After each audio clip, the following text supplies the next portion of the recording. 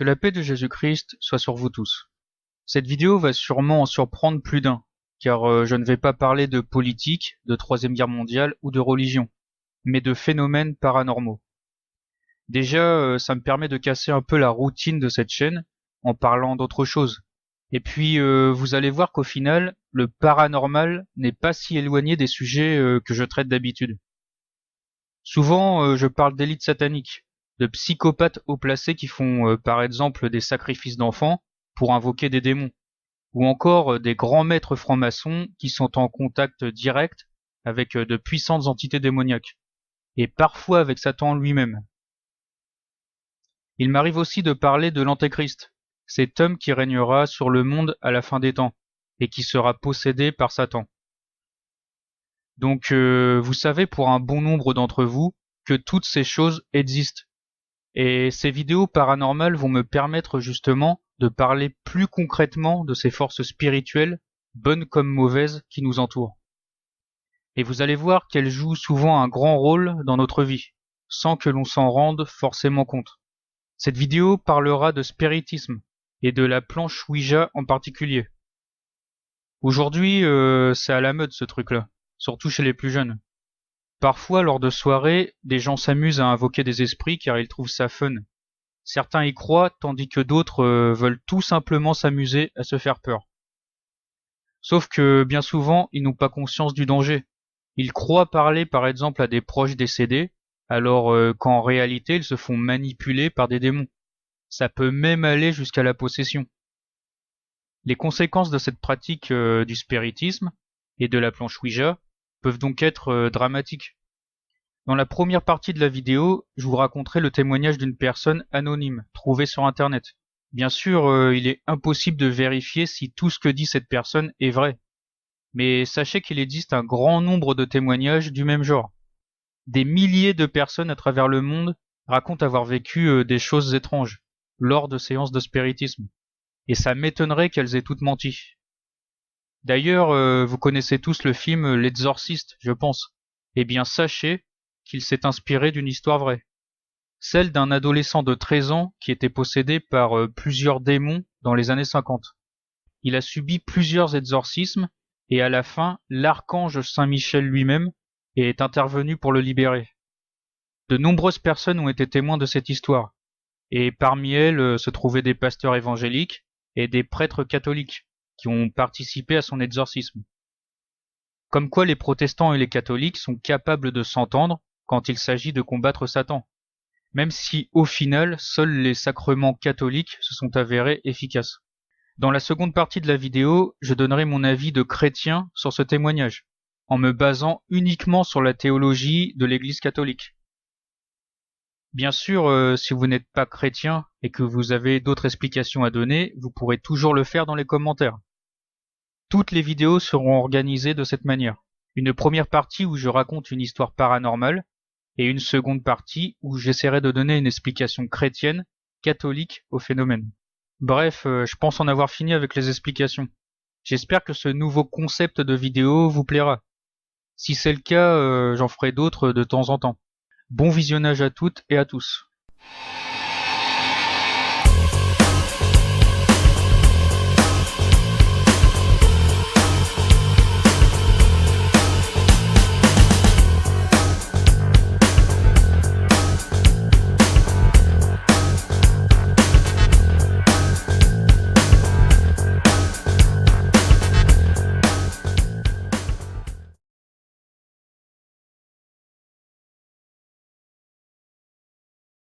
Je fais parvenir ce témoignage pour vous montrer que la vie n'est pas un jeu et la mort non plus.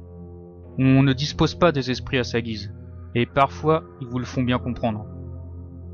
Je veux vous mettre en garde contre les dangers que représente la pratique du spiritisme, quand on n'y connaît rien. Il y a 8 ans avec des potes, on a voulu se faire une soirée sympa pour impressionner des nanas. Chose qui prouvait notre immaturité à l'époque, et pourtant on avait 20 ans. Sauf qu'elles n'ont pas voulu nous suivre.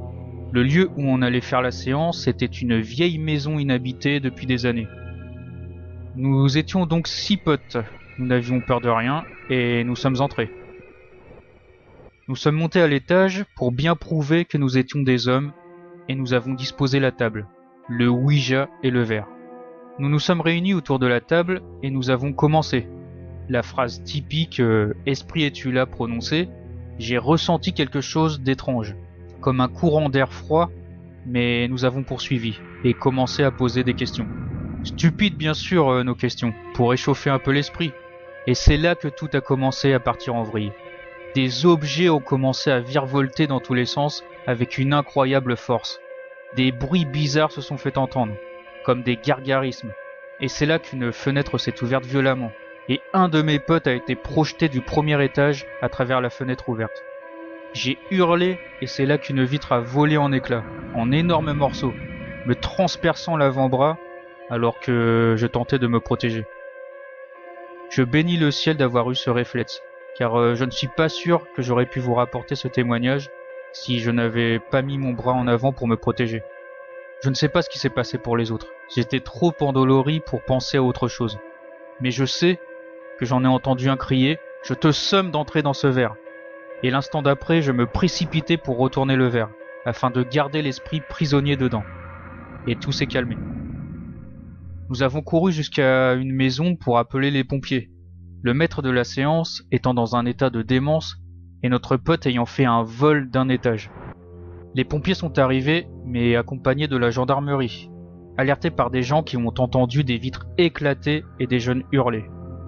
Nous avons tous été embarqués à l'hôpital, et ceux qui ont pu sortir ont directement été conduits à la gendarmerie pour fournir des explications. Seulement, comme toutes nos dépositions coïncidaient, normal puisque c'était la vérité, on nous a laissé repartir en nous disant qu'on avait sacrément bien dû monter notre histoire, parce qu'elles étaient identiques en tout point, et que l'on n'avait pas intérêt à recommencer. Le lendemain matin, je suis retourné dans la maison, pour y récupérer le Ouija. Il n'y avait pas un bruit, pas une âme qui vive. Sachant qu'on m'avait mis un plâtre et des broches, car un muscle avait été sectionné et l'os a éclaté en plusieurs endroits, j'ai ressenti une intense douleur au moment même où ma main a touché le Ouija.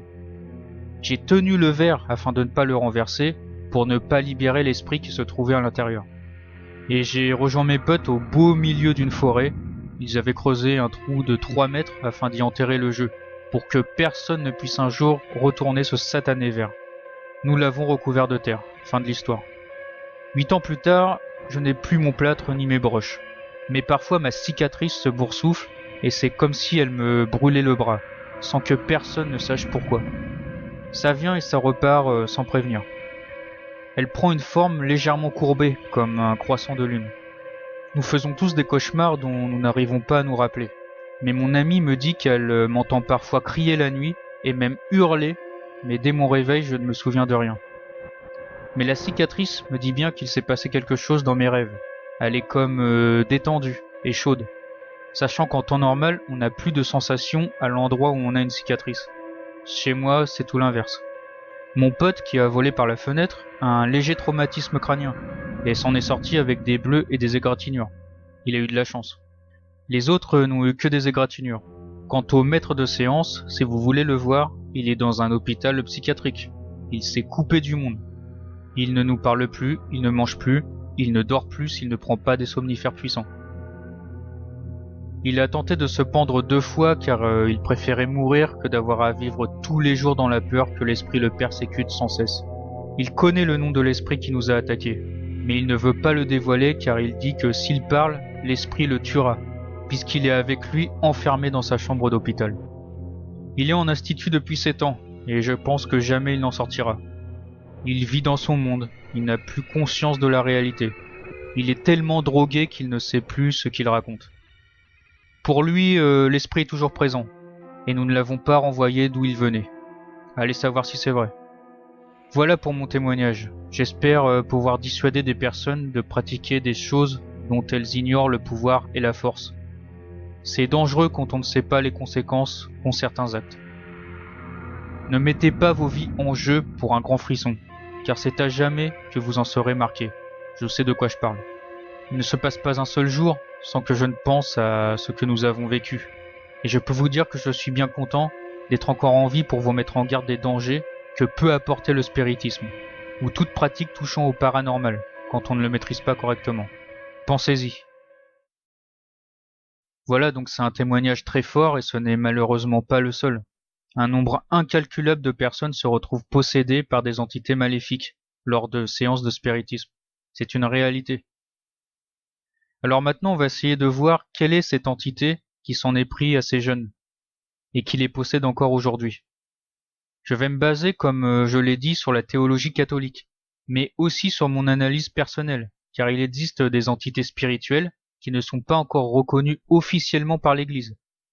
C'est le cas notamment des djinns, j'en parlerai un peu plus tard. Il y a donc 3 sortes d'esprits qui peuvent se manifester lors d'une séance de spiritisme.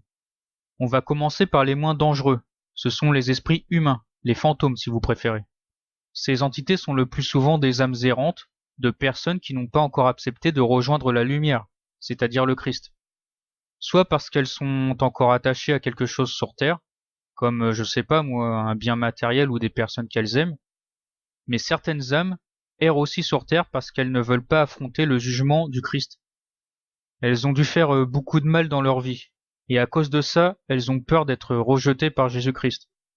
Elles ne savent pas qu'en réalité Jésus ne les juge pas sur ce qu'elles ont fait de mal, mais sur ce qu'elles ont pu faire de bien dans leur vie. Et chaque individu n'est pas totalement mauvais. On a tous quelque chose de bon en nous. Et c'est ce bon côté de notre être qui l'intéresse. Le reste, tout ce qu'on a fait de mal, il est prêt à l'oublier, si nous l'acceptons. Bref, tout ça c'est de la théologie catholique. Vous n'êtes pas obligé d'y croire, bien sûr. Mais personnellement, c'est comme ça que je vois les choses. Et pour moi, il est évident que ce n'est pas une âme errante qui s'en est pris à ces hommes, car l'esprit humain n'est pas assez puissant pour blesser quelqu'un. Enfin, pas à ce point-là en tout cas. Un fantôme n'est pas capable de défenestrer un homme comme ça. Une âme errante peut se mettre en colère si vous la dérangez, elle peut vous effrayer, faire du bruit comme taper dans un mur par exemple, hanter un lieu, etc. Les esprits les plus tourmentés arriveront peut-être à vous bousculer, mais je ne crois pas qu'ils soient capables de vous envoyer valser à travers une fenêtre. Donc au mieux si vous avez affaire à une âme errante, elle vous transmettra des messages de détresse, car elle n'ose pas rejoindre la lumière pour différentes raisons. Et au pire elle vous hantera, mais ça n'ira pas plus loin. C'est la même chose si vous invoquez une âme de l'enfer. Les gens qui se trouvent en enfer sont mauvais. Ils ont suivi Lucifer car ce sont des êtres orgueilleux qui voulaient devenir leur propre Dieu. Ils n'aiment personne à part eux-mêmes. Donc ils ne peuvent pas aller au ciel. Car là-bas, tout le monde fait passer l'autre avant lui. Le plus grand au ciel est le plus humble. Et les personnes très orgueilleuses sont à l'image de Lucifer. Elles ne veulent pas aimer leur prochain en le faisant passer avant eux. Donc ces âmes sont révoltées, mais elles ne sont pas non plus très dangereuses. Si vous les invoquez, elles s'en prendront à vous verbalement, et elles insulteront aussi le Christ, mais ça n'ira pas plus loin. Vous aurez aussi peut-être d'autres phénomènes un peu plus violents, mais je ne pense pas que ces âmes soient capables de vous projeter encore une fois à travers une fenêtre. La deuxième sorte d'esprits qui peuvent se manifester sont des esprits intermédiaires. Les musulmans leur donnent le nom de djinn. Alors je sais, certains chrétiens vont bondir en entendant ça. Quoi, tu crois aux djinns, mais c'est pas dans la Bible? Bah peut-être que si justement. Regardez ce que dit Paul dans Éphésiens 6, chapitre 12. Car nous n'avons pas à lutter contre la chair et le sang, mais contre les dominations, contre les autorités, contre les princes de ce monde de ténèbres, contre les esprits méchants dans les lieux célestes. On peut penser que les esprits méchants sont des démons, mais en fait ça reste très vague. Ça peut inclure d'autres entités que nous ne connaissons pas, comme les djinns. Et puis il y a ce passage aussi dans la Bible où Jésus autorise des esprits mauvais à posséder des porcs. Avant, je ne comprenais pas bien ce passage. Je comprenais pas pourquoi des anges déchus, qui sont des intelligences pures, iraient posséder des porcs. Ça n'a aucun intérêt pour eux. D'ailleurs, ils sont tellement orgueilleux et fiers qu'ils préfèrent encore finir en enfer plutôt que de posséder un animal aussi sale comme le porc. Donc ça ne colle pas, ces esprits ne pouvaient pas être des démons. Ce seraient plutôt des esprits intermédiaires comme les djinns, qui eux préfèrent continuer à s'amuser sur la terre plutôt que de finir dans un lieu comme l'enfer, où ils s'ennuieraient. En fait, les djinns sont des esprits qui, contrairement aux anges, peuvent ressentir les choses. Les musulmans disent qu'ils sont même capables de tomber amoureux des hommes, par exemple. Ce n'est bien sûr pas le cas des anges, qui, comme je l'ai dit, sont des intelligences pures, qui ne ressentent rien. Tout ce qu'ils font est dicté par la logique, et non par les sentiments comme les hommes et les djinns. Les djinns sont donc des esprits qui possèdent ce qu'on appelle un psychisme. D'ailleurs, ces êtres intermédiaires sont aussi présents dans d'autres religions, mais ils portent bien entendu d'autres noms. La théologie catholique ne reconnaît pas encore officiellement leur existence, mais elle ne s'y oppose pas non plus. Croire que les djinns existent ne s'oppose pas à la foi en Jésus-Christ. C'est ça que j'aime dans la théologie catholique. Elle sait rester humble sur ce qu'elle ne connaît pas. Le monde spirituel est rempli de mystères et il serait vraiment prétentieux de dire qu'on connaît tout. L'Église catholique a encore beaucoup de choses à apprendre sur le monde des esprits. Et c'est ça qui est passionnant. C'est un domaine presque inexploré et les autres religions peuvent nous apprendre certaines choses. Tout n'est pas à jeter dans les autres religions. Il ne faut pas se montrer sectaire. Il y a des parts de vérité dans chaque religion. Même si, bien sûr, pour un chrétien, Jésus-Christ est le seul qui puisse sauver notre âme, puisqu'il est Dieu. Il reste le centre de notre vie. Voilà, donc à mon avis, ce ne sont pas des djinns qui se sont manifestés lors de cette séance de spiritisme. Ils ne seraient jamais allés aussi loin que ça. Enfin, en tout cas, je ne le pense pas. Les mauvais djinns peuvent s'amuser avec vous, vous faire peur et même vous posséder pendant un certain temps, mais je ne crois pas qu'ils puissent blesser les hommes. En tout cas, pas à ce point-là. Et encore moins les torturer mentalement pendant des années au point de les rendre fous. Car je sais pas, eux-mêmes ont aussi des vies, ils ont pas que ça à foutre. Je crois que pour cette histoire, il s'agit d'une possession démoniaque. D'habitude, les anges déchus sont beaucoup plus subtils que ça. Ils agressent rarement les hommes. La plupart du temps, ils vont se faire passer pour des bons esprits qui vont vous aider dans votre vie. Certains vont même vous inciter à prier Jésus et à aller à l'église, par exemple. Ils vont tout faire pour gagner votre confiance. Et petit à petit, sans que vous vous en rendiez compte, ils vont vous éloigner de Dieu. Et lorsque vous aurez totalement baissé votre garde, ils vous mèneront directement en enfer, en vous poussant à détester le Christ. Ça peut prendre des années, voire des décennies. Peu importe, de toute façon, ils ne ressentent pas les effets du temps. Ils vivent dans une dimension spirituelle qui est hors du temps. Les catholiques appellent cette dimension l'Evum. La vie d'un être humain pour eux, c'est comme une seconde. Les démons sont les entités les plus dangereuses car ils s'attaquent avant tout à votre âme. Jésus le dit bien, il ne faut pas craindre ce qui peut tuer le corps, mais ce qui peut tuer l'âme. Donc là, il s'agit d'un ange déchu, peut-être moins intelligent que la moyenne, puisqu'il s'est montré violent, mais le résultat est le même. Ces hommes sont possédés depuis des années et n'arrivent pas à trouver la paix. L'un d'entre eux est même devenu complètement cinglé. Il n'est pas en mesure de demander de l'aide à Jésus-Christ pour être sauvé. Donc ces gens, pour le moment, sont perdus. Cet ange déchu a bien réussi son coup.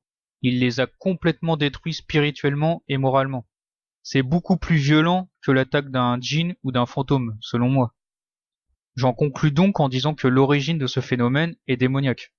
Ce n'est que mon interprétation personnelle, on est bien d'accord. Je ne prétends pas tout connaître sur le paranormal, loin de là. D'ailleurs, si vous avez une autre interprétation à donner, n'hésitez pas. Je ne suis pas là pour vous imposer ma vision des choses, mais pour vous la partager. Si un jour ce genre de mésaventure vous arrive, je vous conseillerais d'abord d'aller voir un prêtre catholique pour que vous soyez libérés, et de prier Marie, car Dieu lui a donné le pouvoir de vaincre les esprits démoniaques. Il faut savoir que les démons fuient devant la Sainte Vierge, car ils en ont une peur bleue. Après, c'est mon conseil en tant que chrétien catholique, vous en faites ce que vous voulez. D'ailleurs, si vous êtes vous-même catholique, et que d'une façon ou d'une autre vous êtes témoin d'une séance de spiritisme, récitez tout simplement un Je vous salue Marie dans votre tête. Ainsi, aucun esprit ne pourra se manifester. Donc, vous l'aurez compris, les séances de spiritisme avec les planches Ouija et compagnie, tout ça c'est de la merde. Éloignez-vous de ces trucs. Vous ne serez jamais plus malin qu'un démon. Mettez-vous bien ça dans le crâne. Un théologien catholique, dont j'ai oublié le nom, dit même que face à Satan, nous sommes comme des enfants de 2 ans.